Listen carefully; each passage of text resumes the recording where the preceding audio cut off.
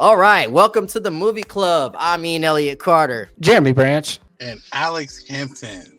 And this week we are going to review the movie Bird from 2024. This is starring Barry. How do you say his last name? Keoghan. Barry Keoghan, Franz Gagazuki. That's Razuki. Nailed it. Yeah, that's Jewish. And then Nye Adams. Okay, you guys think I might be a terrible reader, but these names are chopped and screwed like straight out of Texas, and they're hard to say. No, I think these are all like mostly British actors too. That's what's wild. And it's directed by Andrea Arnold. Boom, nailed it.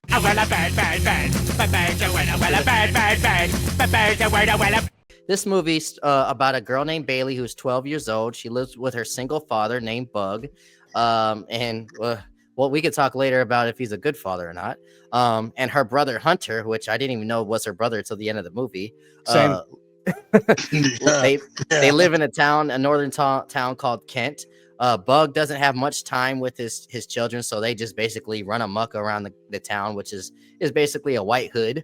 And as she approaches puberty, she is seeking attention, and she's going on adventures everywhere. And in her adventures, she runs across a mysterious man who calls himself Bird. That is basically the premise of the movie. I want to start with Alex. So, Alex, in our opinion, me and Jeremy talked about this before you hopped on. Out of all of us, you are less likely to watch an indie movie like this, because this is like an indie low-budget movie. Alex is more like I want action, and I want the Fast and Furious and the Marvel stuff all in my face. You know, there are some indies I do like, but you're spot on. So, fun fact is funny thing. When I was going on Amazon, I rented 2 movies by mistake. So I rented this movie called White Bird. It's with the white supremacist version of this, right? And I was like, this is not the trailer that I saw. So I'm watching the movie and I'm like, oh, this is the wrong movie. So then I finally found Bird and I watched it. And let me just say, it's a mix of emotions. Bug needs CPS and the authorities, and he needs to be rehabilitated. Like I at first I was gonna say, like, I hated this movie from a parent standpoint because he's a shitty dad. He is a shitty dad. However, I will say the director does a good job in weaving a lot of realism and the element of fantasy in this particular movie. What I still don't understand is, how does Bug find a frog that, I guess it secretes a drug that makes people hallucinate? And then not only that, you're such a shitty father, you let a random guy named Bird hang out with your daughter the whole time. I don't think he ever knew the whole time too. Like, I know the mother found out about that, but the whole time I don't even think the dad knew he was with him. But that's the problem, Ian. I don't think he, like I said, like, yeah, you're right. That is the problem. He's not really like paying attention, but like also at the same time, he doesn't, like, she just be taking off. Right. She does go on her own adventures. I will say what I loved about the movie is the direction style of how like that scene you just pulled up, like how he just told his daughter, hey, hop on and hold on to this frog, and they're just driving through the city. And actually one of the scenes that made me laugh is when Bug is introducing, I guess, all of his friends and people, the frog, and he's telling them, like, if you sing a song or What's funny, Alex, is like, because I did when I talk about mine, I'm gonna talk about the frog, but like, Alex, ladies and gentlemen, is getting married tomorrow. So like, by the time congratulations. By the time this comes out, Alex will be a married man and he'll be miserable like the rest of us. But what, there was a scene when he had the frog in the apartment or whatever this thing, the trap house, whatever this is, and he's like, all right, I have a frog, everybody lick it and give me some money so I can pay for my wedding or something. I don't know what, because to that moment I was like, what is he getting money for this frog for? Like, exactly. is this like a freaking tropic frog that's like rare or something like that. He just kept, whenever I get the money for this frog, we gonna get some money. We gonna come up.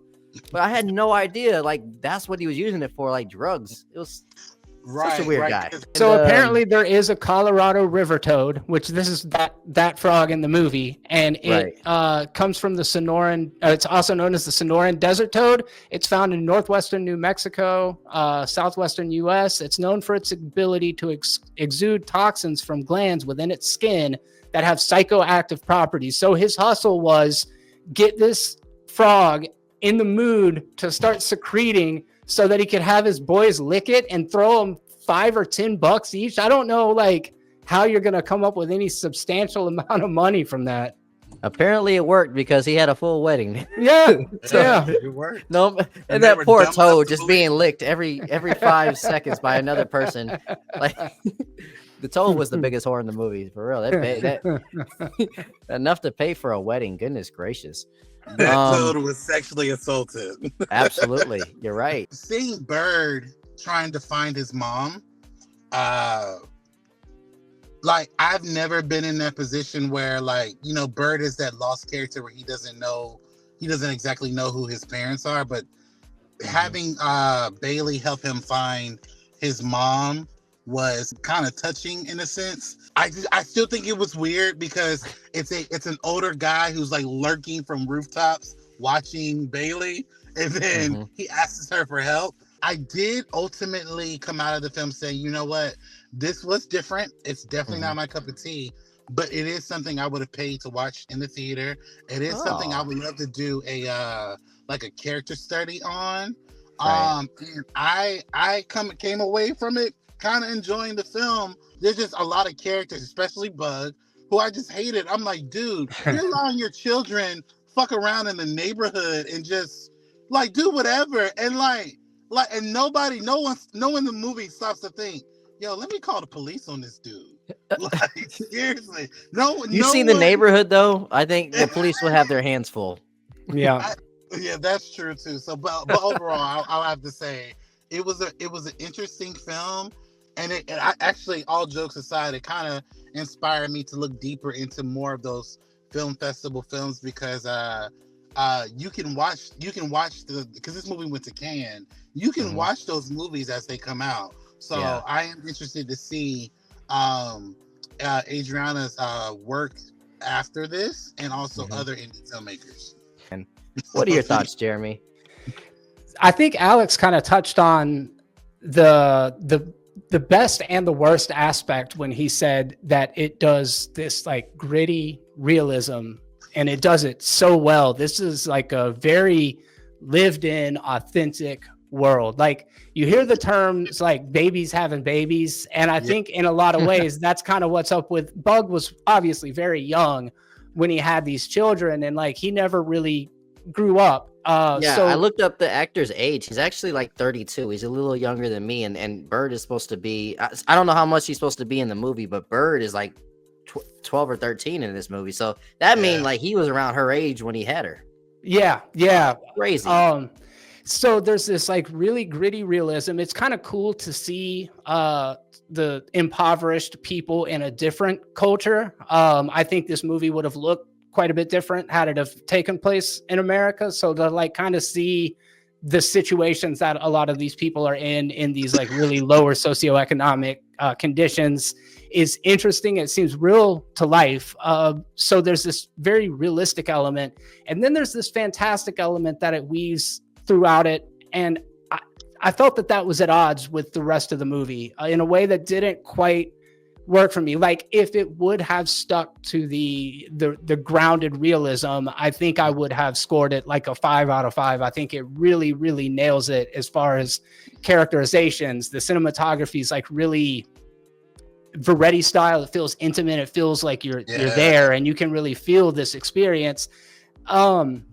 The character of Bird, he's interesting and kind of like there's this uneasiness at first. Alex, I think you touched on it. Like, it's hard to know if you should or can trust this man. He's weird. You know, your spider senses go up immediately when you see him. You're like, yo, this guy's definitely a certified lover boy, certified. fuck him up. I'ma do myself. Why you pulling like a bitch? Ain't you trying to strike a chord? And it's probably. He's like that dude from what's it called, Family Guy, like Herbert. You know, he's just like, yo, call the cops immediately. I don't know what this guy's on. But then ultimately, he ends up like really teaching our main character Riley like a lot about herself and a different perspective on the world. And I really like that. I thought the relationship was interesting, even if like they're both impenetrable in a different way. Like Riley has never had like an open communicating relationship with anybody, right? But Bird kind of lets her see the beauty in even the most dire of situations. This movie is like really bleak. It presents a world that is very like just there's a lot of trouble in this character's life, but then at the end there's this kind of beautiful silver lining when he just simply tells her like you'll be okay. And like despite the fact that her father is not a great father, there's love there. And like that shines through in that wedding scene at the end. So like I really liked this. I think the director is incredible and could really do some amazing work. I just think like the actual Bird aspect of it with the character Bird is it's hard to say how much of it is actually what we saw versus just a character's interpretation of what we saw. Was that character actually supernatural? I don't really know, and I'd kind of like to get y'all's thoughts on it. But yeah, like as far as a filmmaking exercise, this movie's pretty damn good. Yeah, no, for sure. I wanted before I give my thoughts too, there's some things I wanted to piggyback on it since before I lose the topic. We mentioned the father is bad. I was just like, you know what? This is a terrible father. Like as a father, I can never treat my kids like that or be like that. And then we see the mother. I'm like, okay, maybe he's not that bad. maybe he's not that bad of a mother. Maybe there's a reason he has full custody of this child. And I was like, okay, maybe I spoke a little bit too soon. You know, that the environment that Riley's in, you feel so bad for her. But then you like, what could it have been when you see where her brothers and sisters are at?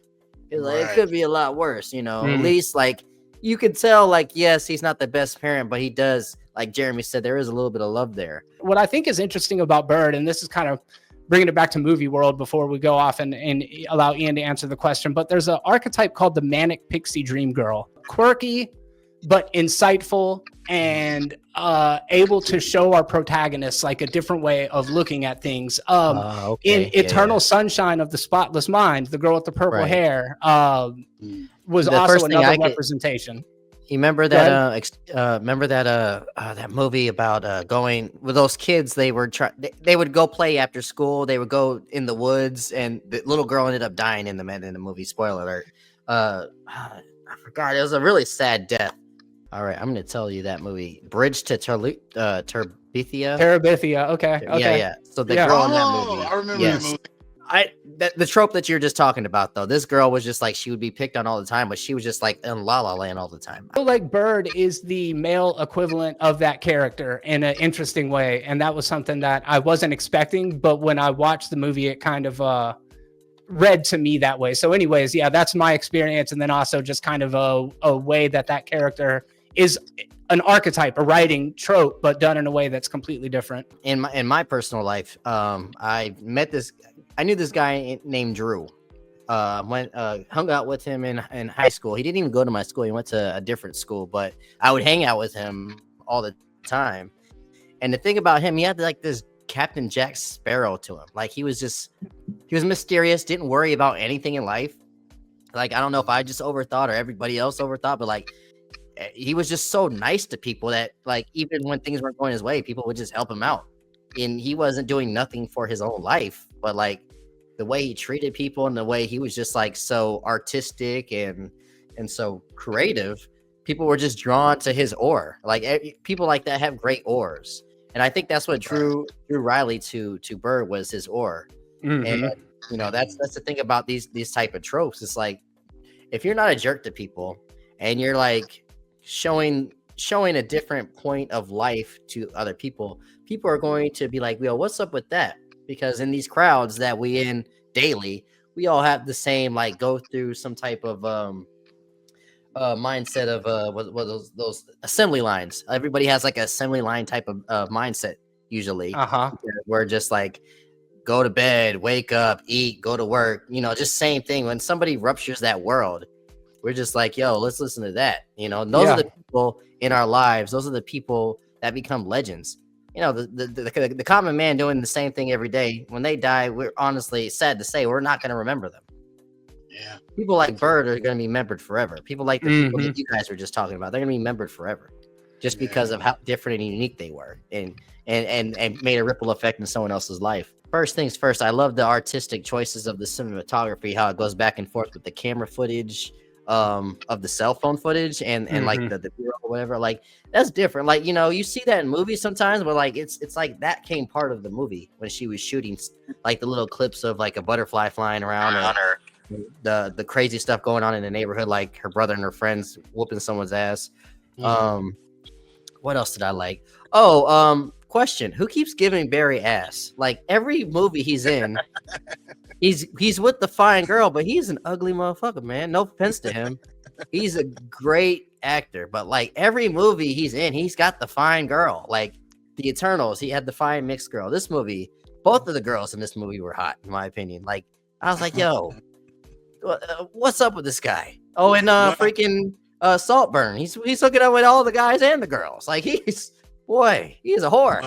He's got that ugly hot, right? Like there's another couple of actors that have that kind of swagger. Like he is definitely charismatic, and I think it's interesting that Alex, that you hated him in it, and maybe as a father the perspective's a little bit different. I found myself liking him despite all of his many flaws, and I think that's like a good performance is somebody that can pull the humanity out of somebody that has so many things going against him. So many, like he's borderline abusive at one point in the movie, and it never really crosses a line to where I would say, oh, he's abusing that kid, but just strictly out of being in that environment, I would say is negligent in some ways. But despite that, like the way he connects with his son when they're at the bus station at the end, like I liked him. So I think that despite the roughness, there's still a likability to him. Well, I was going to say the thing about his character is we don't think he's the best father, but we don't think he's a bad person, if that makes sense. Like definitely. It seems like he seems like he's trying. Like there's like restraint. Like even when he's like yelling at his daughter or just like, how he's reacting to situations. It's just like this guy he's just young and doesn't know what he's doing, but he's trying. Now you do need your kids taken away. They're in terrible environments and you're doing a terrible job. But I will say, I don't think you're purposely like abusing these kids. I don't think you're purposely being a bad person. I just don't think you know what you're doing, and you're trying. Yeah. I don't think what he's doing is on purpose. Like he wakes up every day planning, like deliberately trying to do those things. It's like Jeremy alluded to in the beginning. He just needs a lot of growing up to do. Correct. And there are some, like I will say that scene where he's introducing the frog, I found him likable because I thought it was funny. I thought it was hilarious, but at the same time I'm like, what is this idiot doing? Like, are you serious? Like that was his plan? Like, are you kidding me? And like while you're doing that, your children are off somewhere and this is what you're doing. Probably hungry. The other thing I thought, speaking of wedding, man, that dress was kind of stupid and ratchet, but whatever. My thing too is like the biggest thing I got out of the movie is the movie's about, and obviously it's a coming of age story, but the biggest thing about the movie is it's finding your tribe. And you could tell like Riley was like, she wanted to hang with her brother and her friends, which I didn't even know that was her brother to the end of the movie. I thought it was some kid that she liked. But she didn't know where she was in the world. Like, she's got a father that still needs some growing up to do. Her brother's in a gang. She's trying to emulate that. She runs in the Bird. And then, when she goes to her mother's house, she's like, I don't even want to stay here because one, I have to be mom. I have to be mom to these kids. And it's a very abusive area. That dude, as much as I didn't like that gang running up in people's houses and causing trouble, I was like, they need to do that to that guy though. I would not have been against it if they did it to that guy. But yeah, the movie's about finding your tribe. I like the overall message. I thought it was kind of a slow burn at times, and I was a little confused about the ending. I ain't gonna lie to you. I thought it was an overall good movie, and I do like the artistic choices that they've made when it comes to shooting it. And I don't like I like the idea of not knowing if this guy was actually real. Like, Yeah. I think for the most part he was real because characters were reacting to him while he was there, like his father when he finally met him, and like her mom and other people. But at the same time, there was like this little like I don't know if you guys felt it's like, is this guy like a figment of her imagination, or is he actually like the whole him transforming into a bird and then beating that guy up and taking him off? Like, obviously that didn't happen, but like, I think it's up for like interpretation. Did he die? You know, did he run away or something like that? Or is he ever there? I don't think he was actually there at the wedding. What do you guys think about those scenes? Oh, see, as you were talking and as I'm thinking about the movie, there's so many TV shows and movies who played upon this narrative. Like, what's a great comparison? I don't know if you guys ever seen this movie. I think it's called like Eve or something like that, where it's Jennifer Lopez and Viola Davis. Viola Davis meets this girl named Eve. They're in this like program, and Eve is like encouraging her to basically stand up for herself and do all these other different things. Like, she's fighting and shooting people and all this other stuff. And come to find out, Eve was a figment of her imagination. Viola Davis was the one sticking up people, shooting people, things of that nature. And Fight Club as I was watching this movie, what the movie does a good job questioning whether he was there, but what I have a problem reconciling is like when Bird is talking to Riley, Riley's not talking to herself. Right. You know what I mean? Like, she's having an interaction. So the question is, were the other characters in the movie under some form of influence, or was Bird really there and he's just some mystical creature that we have no idea of what they are? Because I will say there's two things can be true.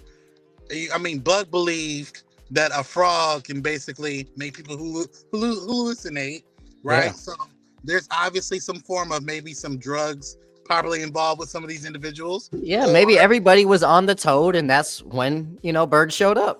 Right, maybe that could be a thing. Or Bird is like what they say is like maybe a form of a guardian angel who's only there until their time is done, and then they just go away. Yeah. No, I think that's interesting way of looking at it.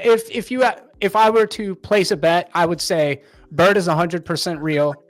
Whether or not he transformed into a bird, that could be something that maybe the way she interpreted it. And if you think about birds, they have a different vantage point. They have a different perspective. They tend to see the big picture because they're up high. And, you could say they're like looking down, but I don't think Bird was looking down. I think he was just seeing a bigger picture. And birds actually are like a recurring motif throughout it. There's a seagull, there's a crow, there's all these different birds that are featured in it. Right. And there were moments in the movie where he looked to be standing outside of her window butt naked, almost like a guardian angel, to your point, Alex, like he was watching over her. I don't think that those moments were necessarily real. But again, it is totally, I don't think there's a right or wrong answer to this. I took it that Bird was real, and that some of these fantasy elements could have just been a way of representing the way that she saw the situation. I also do kind of like the idea that she got some of that toad juice on her, but I didn't read it that way at all. That's kind of funny though. Interesting. Okay, well, shoot. Did y'all caught that ending when her eyes started turning into a bird? She had like those what's it called? Thriller eyes. Dun, dun, dun, dun. Yeah. I don't know what that meant. Maybe that was interpretation of like she's been influenced by this guy and she might, make better choices with her life, or he's living through her, like a Lion King thing or something like that. But yeah. I think that's valid. And I also think it kind of speaks to my point about seeing the big picture. Like all of a sudden she's seeing these things through a new perspective. And she's like, yeah, my dad's a fuck up. Yeah, I live in this crazy situation. But in these moments, there is an opportunity for joy, even in like the bleakest situations. I mean, the kind of poverty that they're living in, and this is crazy to think about, the kind of poverty that they're living in, they've got a privileged life compared to somebody somewhere else. Like there are third world countries where people are living in shacks and they don't have the kind of community and they don't have even access to food and water in the same way. So like if you look at things through a new perspective, you can find beauty in anything. And I think that's a really powerful message. Big facts. Well, shoot, before we head out, man, I want to get y'all's ratings. Okay, out of one out of 10, what would y'all give it? Go ahead, Alex. I would give it a 7 out of 10. It is 7 out of 10, solid. The reason why I would say 7 out of 10 is because like you really have to be a fan of film to watch this. Absolutely. Or a fan of art to watch this. And I am a fan of both. And for me, I'm glad that I challenged myself to watch it because what it reminded me, I don't know if you guys ever seen the movie Chronicle, but the way the movie was filmed, even though Chronicle is kind of like a found footage film, I love how this film made the scenes so personable. Like jumping from camera to cell phone to mini pods, like we're getting a different angle of what the director is trying to interpret, and I love that. And I love the different character building scenes amongst the different characters and the different situations that they had. Like I said, it's not an easy watch. Like if you are an empathetic person, or if you're a parent, whatever, you're gonna watch this and you're gonna be very judgmental of where the hell are these kids' parents at? Like you're gonna be asking a lot of questions. But I will say, towards the end, it makes you question the ending. But I do like how we're asking questions. Was Bird there, or was this a figment of their imagination? Or like Jeremy said, Riley now has the bird eye. So does she now see a new perspective or see what Bird is seeing? And maybe he's living through her. So it makes you wonder. I will say the two things real quick. It makes you wonder if they were to make a sequel, where would they take it? And also it challenges you to listen, everybody is not the same. So before you judge anybody, just hear them out and accept them for who they are before you make a judgment. Absolutely. Yeah, she definitely made her prejudgments, and I think, just by him being his natural self, has changed her mind. Jeremy, what's your rating? Yeah, I echo a lot of what you said, Alex. I think that's so cool. I think that's one of the great things about this book club is it's kind of forcing all of us, not even just out of our comfort zone, but out of the zone of things that we would typically hear discussed by other people. It gives us an opportunity to talk about things from a uniquely personal perspective. And I really like that. I struggled a little bit trying to rate this movie. There's things in it and that we've kind of beleaguered at this point as far as the realism of it and the way that it feels like a true story in some ways. But there's other elements in it that we didn't even really touch on. And that's like when the hooligans are like putting on these crazy clown masks and going and roughing up those people. Like it's really edgy and dark and also has this like silver lining through all of it. I think I've landed on an 8 out of 10. I think I would recommend this to pretty much anybody that likes the art of filmmaking. It does feel like a Cannes Film Festival movie. That said, I wouldn't say it's going to end up being one of my favorite movies of the year, but it is a very, very well-made movie. Understandable. No, I echo a lot of what you guys said. I'm gonna go with Alex too and say 7 as well. Because I like the way it's shot, and this is, if you're looking for a film fest movie, this is the equivalent of it. This is like this is the definition of one, and it does make you uncomfortable at times, like you just said with the boys running into people's houses. There was times like I was cringing. I was like, and like Alex said too, like, yo, where are your parents? And that's just me as a parent thinking, like, yo, if my son ever ran with motherfuckers like this, kill his kid. But that's the point of movies like this. They're not supposed to make you happy. Not all movies are going to make you happy. That's art. Art makes you sad, cry, mad, happy, joy. It's supposed to bring out emotions. It's not supposed to make you comfortable all the time.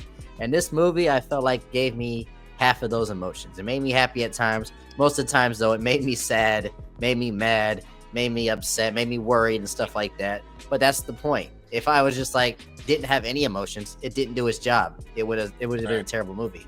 But I definitely highly recommend it if you are a fan of film. And I do like to see where this director is going to be going in the future, Miss Andrea. So it's called Dave Made a Maze. I think you can find it on Amazon Prime. If anybody has any issues finding it, let me know. We'll check it out.